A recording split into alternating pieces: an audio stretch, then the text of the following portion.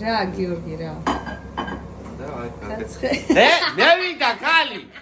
მე ვიდა ჩემი ნავაროჩენი ვებო ნახე დაწვი არ გაჩერებულა არ გაჩე რაც ორი კვირა არ გაგიკეთები ამოაგდო ერთ